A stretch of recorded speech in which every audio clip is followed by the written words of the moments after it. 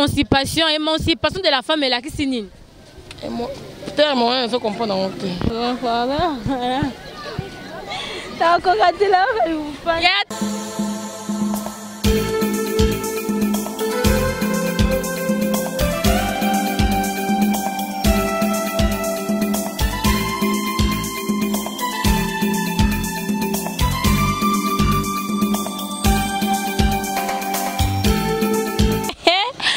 C'est quand on ne sait jamais, veut dire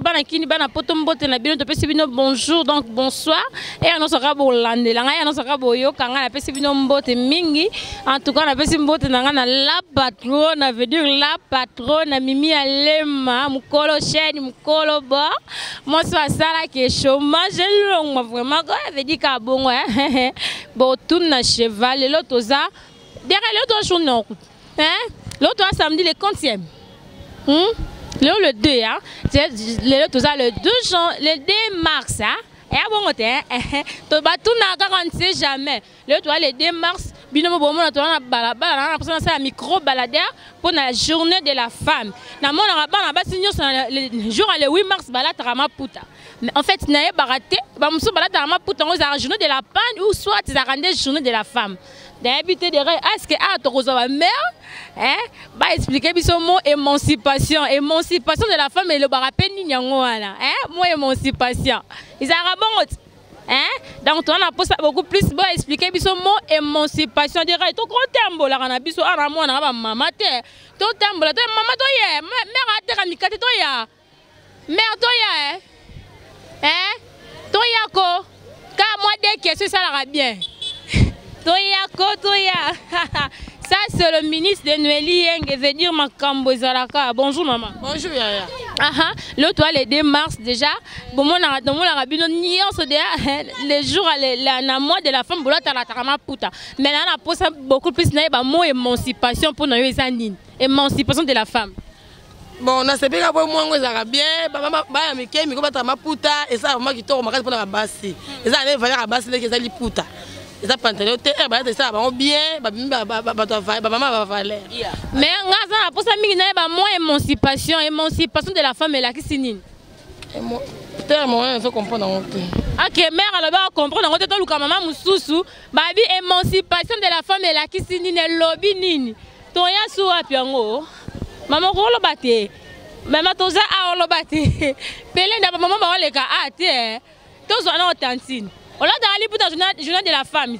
Il y a d'aller pour ta thé. Ah, on a d'aller pour ta co. Bonjour Yaya. On a d'aller pour ta Yaya. Bonjour. Ah Yaya, on colo batté au bon de. Bonjour Yaya. Yaya lo baba quand on sait jamais. Maman on a la TV. Yaya bonjour. Bonjour. Yaya l'autre ça déjà le 2 mars. Tout le monde a bien nion ce jour le 8 mars pour la takali puta.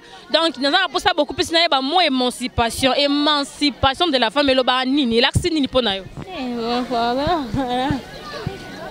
T'as encore raté là, ya tela caméra. Nous commence à bien reconnaître t'as encore libumu pasi.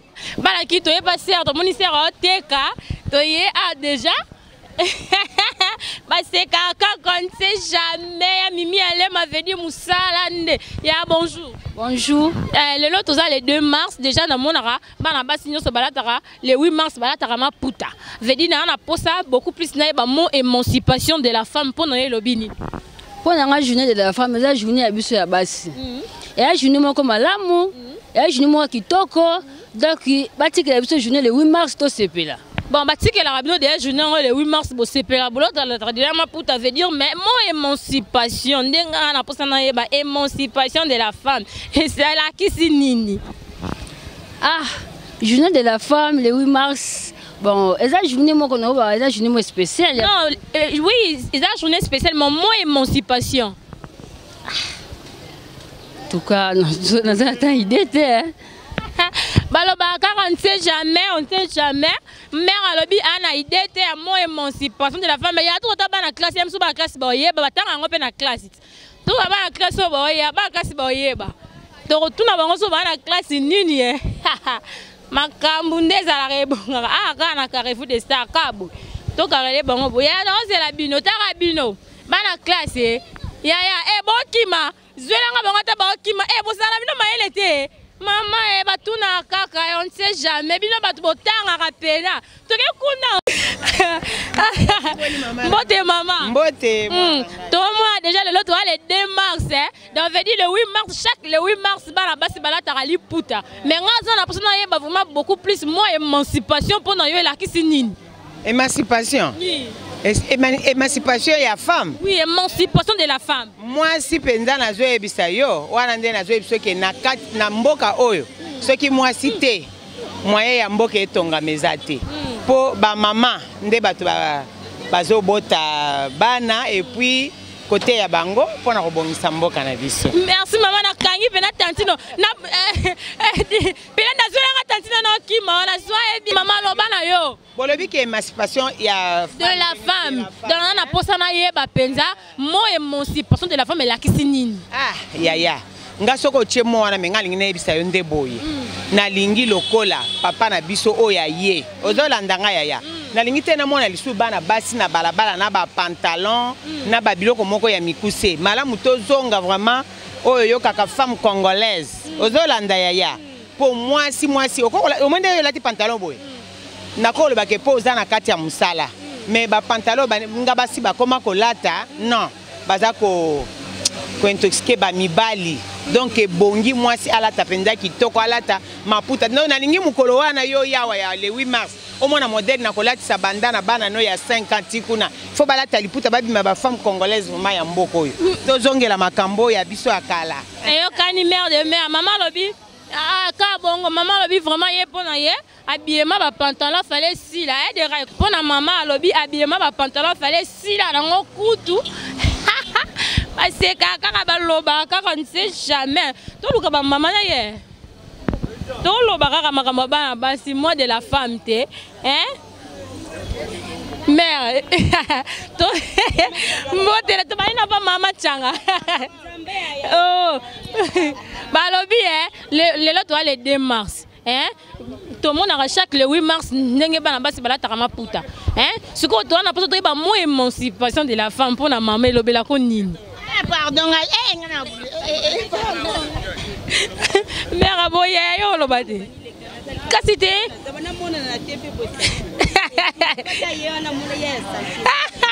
Ya to le kana biso to le kanzela. To le kanzela to luka. En tout cas bande ko balandi taka to tambola jusque là na mona ngamuta azui na ete muta lobi na epe non azate do luka ka muta loba mo émancipation de la famille. Ya botanga na binote bana kini. Toye. Ah, kobo ya teko. TV qui parle en côté, to côté, yo vous invité to monde na nzela. Bonjour maman. Bonjour. Le lot les 2 mars, hein. Biso so monara. Dera s'il vous plaît. Dera zo na maputa na mona bana bala ta maputa. Zo na maputa ya bana kini bana poto ba mona déjà ne ba mère bala ta maputa jour les 8 mars. Émancipation de la femme. Pour nous le bela koni. Bon, et le bela et ça là bien. Nande basi balata maputa babima bien. Mais moi émancipation. Dans les candidats avait dit mère le bien ça bien. Ndenge basi balata maputa ya yango boko kolobana binote nanga ko pesa nga pena explication exacte ya mot émancipation de la femme. Mama na ya. Okokolobate. Ah pena ya. Naya. Ba ya ka on sait jamais na ya pas ser. Naya. Bonjour Yaya. Bonjour. Na mon kanongo te kano a fona vendre. Ba vendre kaka on ne sait jamais. Donc veut dire le 2 mars, hein? Sinon c'est bien kin a inda fort le 28 le 8 mars. Donc bana nyonso ba maman no so bala takali puta. Siko pona ngana na posana ba beaucoup plus moi émancipation de la femme pona le bela koni émancipation de la femme. Et le belanier belé pour moi, nous sommes tous là traqués par pantalon, même colonné de la bien toi ma puta toi ma va maman.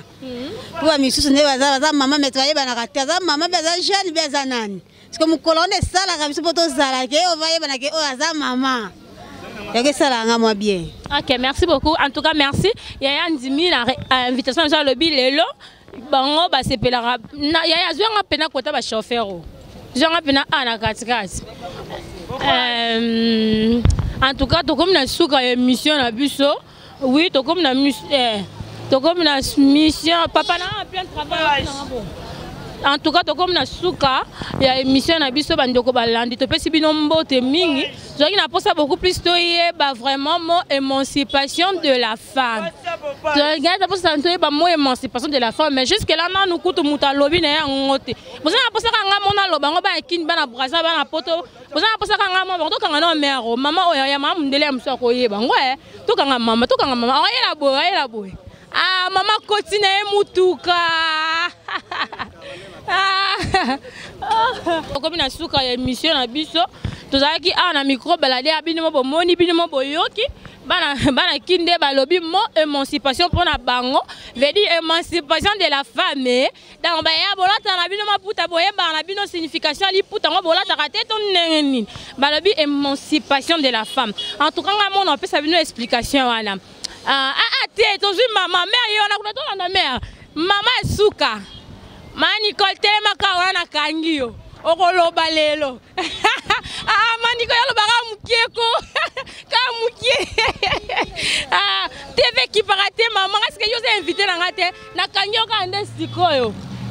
Bonjour maman. Bonjour. Elle veut dire oh mère a parlé, ma mère pena mère alors bonne émission moi na. Maman lelo to ça le 2 mars, Ils sont tout monde na bana basinde balata kali puta chaque journée le 8 mars. C'est quoi on a pour ça na vraiment mot émancipation de la famille. Pour na maman le belakoni. Wana bominga. Bon, moi conseil kasi pour la journée de la femme ozoya le 8 mars.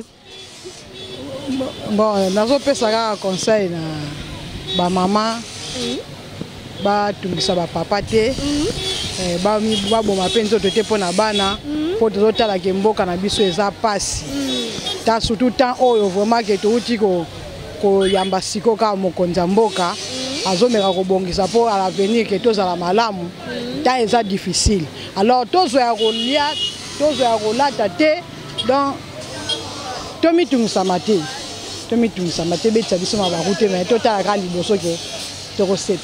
Ok, merci beaucoup maman Nicole. Babi maman Nicole na boaki maman libanga ya bonjour. Bonjour. Lelo to yebi lelo to za le 2 mars. Ce moto mon araba ambassadeur to kwata kali puta vraiment jour le 8 mars mais ngaza na posa na ba mo émancipation pour na le bila konini. Ils ont essayé la kisini.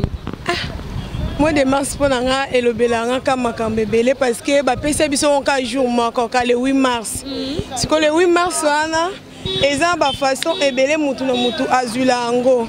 Ba mususu jour ngo ba mona ngo eza jour moko ya lo yenge ala takali puta ka le même jour mais le 8 mars pour moi si nyo so za din et sengel ala tali puta chaque jour za ka le 8 mars pour na jour na maka. Bon moi émancipation de la femme. En tout cas, bandoko balani to comme na suka émission na biso. En tout cas, botika ngana respirer na ko respirer te place ya muke. To comme na suka. Papa to sa papa na mundele kuna oya aleka wana père na ya. En tout cas, to comme na suka ya émission na biso. Veut dire ça sur le minute de Noël yenge. Na tamoli pe na prince de bandoluka. Mutumo ya na ya.